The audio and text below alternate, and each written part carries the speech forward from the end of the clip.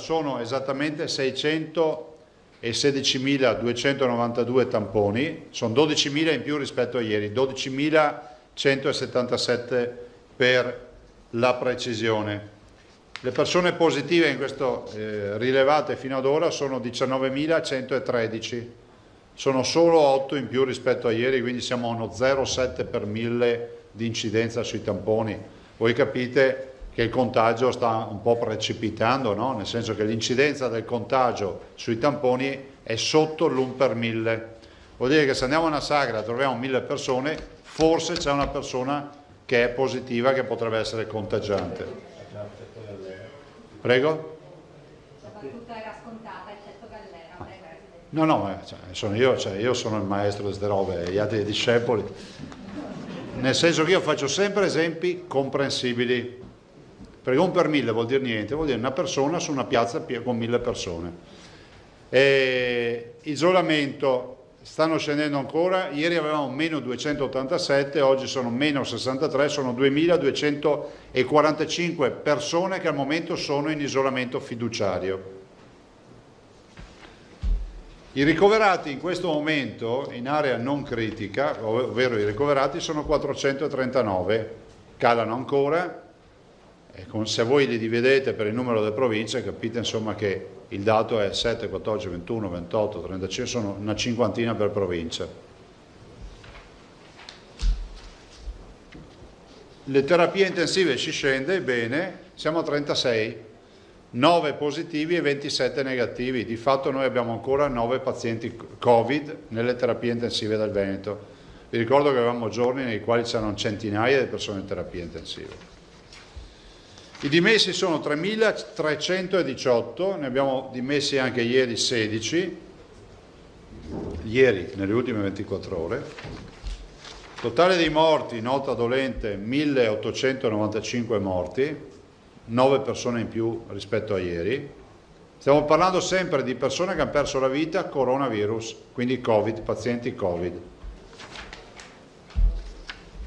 Morti, dei quali morti in ospedale 1364. I nati, che è il dato positivo che ho sempre voluto mettere, sono 91, poi aumenteranno verso il fine settimana, lo sapete. E considerazioni, noi abbiamo fatto, come voi sapete, siccome ci sono arrivate un sacco di richieste, ci tengo a ricordarlo subito, abbiamo pronte le linee guida, come dicevamo, per le terme, quindi farò un'ordinanza per sistemare tutta la partita del circuito termale, che per noi è un comparto e una produzione interessante per il Veneto, visto considerato che arricchisce il fatturato del turismo del Veneto e stiamo parlando di un complesso, di un settore economico importante. E dall'altro invece le richieste che ci arrivano sono rispetto ai centri estivi. Confermo che l'apertura del 1° giugno, lo dico perché qualcuno dice ma non si è capito, noi andiamo avanti.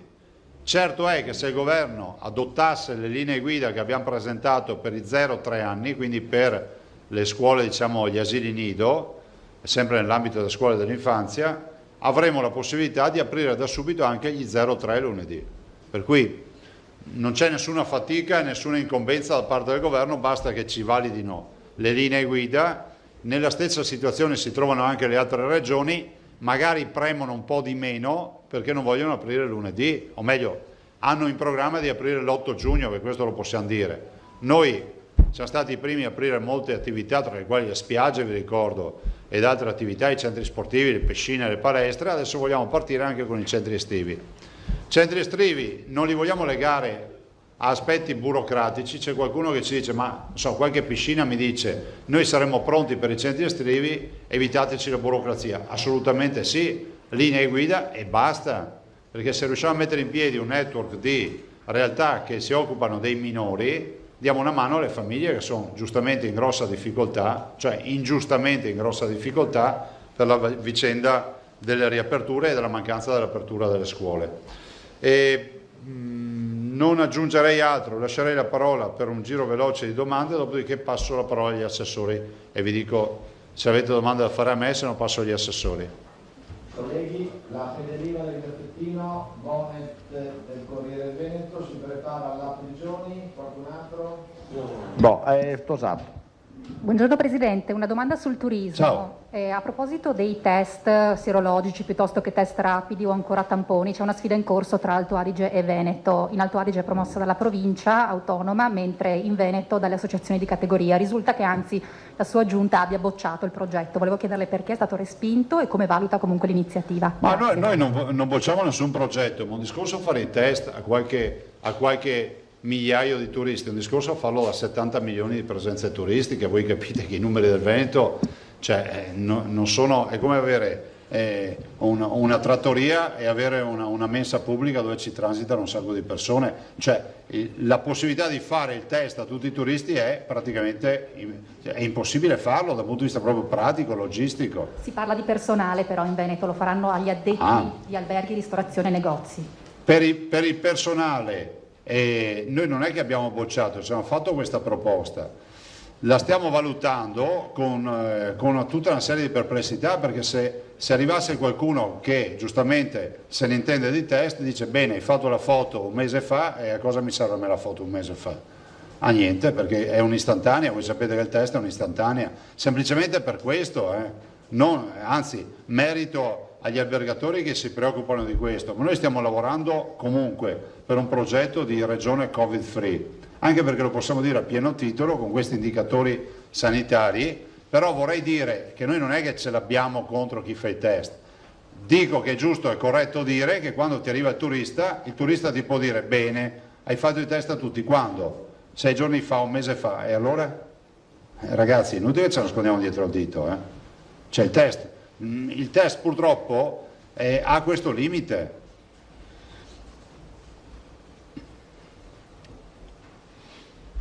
Ma di certo bisogna ragionare sul tuo discorso del Covid free, ci stiamo lavorando e penso che passi attraverso tutta una serie di prerogative, non ultima quella di un grande servizio sanitario da garantire ai cittadini.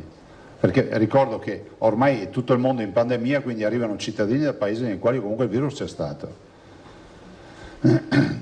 Bonnet. Sì, Presidente, buongiorno. Un massimo Buongiorno. per quel che mi riguarda. Elezioni. Ormai è una melina incredibile, cioè si litiga sulla settimana, non più sul mese, anche ieri. Sulle ore fra un fiato. Sì, esatto, si conclude con un nulla di fatto anche ieri. Oggi da nuovo presentata come giornata decisiva. Mi interessa il dato politico, cioè di fatto anche Fratelli d'Italia e Forza Italia sembrano adesso premere addirittura per andare più in là, ottobre, novembre. Una sua opinione su questo, grazie. Ma io penso che sia, come si può dire, legittimo che tutte le forze politiche esprimano tramite le loro segreterie come si può dire, il loro intendimento e il loro desiderata rispetto alla convocazione delle urne. Di mezzo ci sono le campagne elettorali ed è logico che un segretario politico di destra, di sinistra, di su, di giù si ponga la questione. È grave invece che ci sia qualcuno che non vuole andare a votare in questo paese. Questo è più grave. Vi ricordo che se noi ragioniamo in maniera proprio giuridica, ad oggi agli atti c'è una legge che deve essere convertita che parla di una finestra che comunque interessa l'autunno-inverno 2020, si va fino, se non ricordo male, a dicembre, e ricordo anche che c'è nel testo della legge, che deve essere convertita, quindi il decreto legge, già la previsione che se ci dovesse essere il virus si andrà al 2021, cioè si salterà un anno di elezioni, cioè vuol dire sindaci prorogati per un anno, governatori prorogati per un anno, se a voi sembra normale. La Corea ha votato in aprile e ha avuto insomma una massacrata molto più pesante della nostra, la Francia andrà a votare in giugno, da noi si dice che il 26 luglio non si può andare a votare, ma neanche il 2 di agosto. Ne prendiamo atto. Io non la sapevo questa cosa, cioè c'è una clausola specifica che... Non c'è una clausola, però leggete bene il testo. Il testo ha già, diciamo, io l'ho chiamata clausola ma è improprio, ha già nel testo, diciamo, la salvaguardia inserita. Ovviamente adesso stiamo discutendo della modifica del testo che era stato modificato per trovare una data, cioè per identificare una data in virtù del fatto che chiedendo il parere su nostra pressione dei governatori al comitato tecnico scientifico, il comitato si è espresso, ha detto fatele entro settembre, non ha più scritto a luglio non si possono fare, ha detto fatele entro settembre e ha dato ragione a noi. Poi di che mi fermo qui, guardate, ho trovato assolutamente poco corretto che ci sia detto che l'accordo sulla data sia stato trovato sia stato fatto con l'assenso delle regioni. Ha fatto bene la conferenza, quindi il Presidente Bonaccini e Totti, per nome della conferenza, a replicare dicendo che le regioni non hanno mai dato l'ok sulla data.